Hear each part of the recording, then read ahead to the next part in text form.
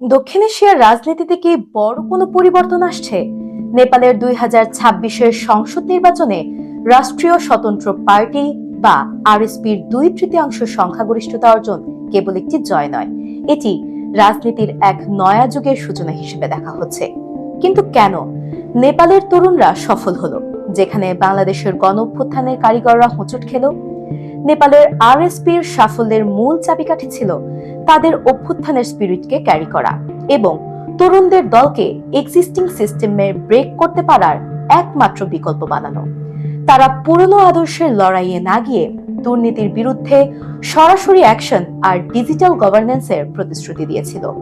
2022 সালে দলটি প্রতিষ্ঠিত হলেও 2025-এর জেনজি রেভলিউশনে দলের একাধিক সদস্য নেতৃত্ব দেয়।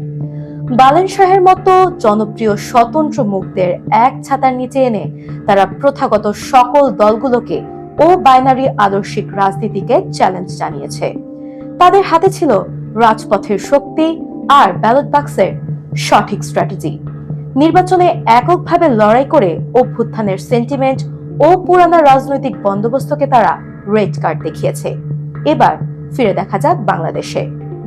2024-এর জুলাই অভ্যুত্থান ছিল এক ঐতিহাসিক বিজয়, কিন্তু 2026-এর নির্বাচনে ন্যাশনাল সিটিজেন পার্টি এনসিপি পেল মাত্র 6টি আসন। কেন এই বৈপরীত্য?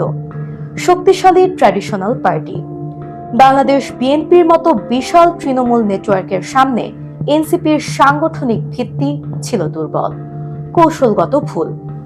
নেপালের আরএসপি এককভাবে লড়েছে, কিন্তু এনসিপি জোটবদ্ধ হয়েছে, নিজেদের স্বতন্ত্র পরিচয় হারিয়েছে।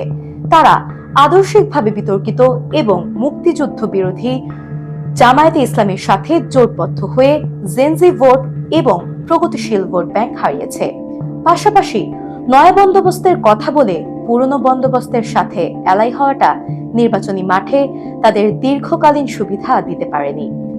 নেতৃত্বের অভাব আন্দোলনের মূল মুখ্যরা সরকারে থেকে সংস্কারে মনোযোগী ছিলেন, যা নির্বাচনী মাঠে ঘাটতি তৈরি করেছে। অন্যদিকে নেপালে বালেন শাহ অভ্যুত্থানে নেতৃত্ব দিয়ে নির্বাচনী মাঠে সক্রিয় ও ব্যতিক্রমী প্রচারণায় জনমানুষের সামনে নিজেকে সব থেকে বেটার অপশন হিসেবে তুলে ধরেছে, যা আরসিপি কে একটি রাষ্ট্র পরিচালনার যোগ্য দল হিসেবে জনগণের সামনে তুলে ধরেছে। শ্রীলঙ্কার এনপিপি আর নেপালের আরএসপি প্রমাণ করেছে রাজপথের বিপ্লবকে ক্ষমতায় নিতে হলে দরকার এক শক্তিশালী রাজনৈতিক সংগঠন এবং সঠিক কৌশলী নেতৃত্ব, যা আমরা এনসিপির মাঝে মিসিং দেখেছি।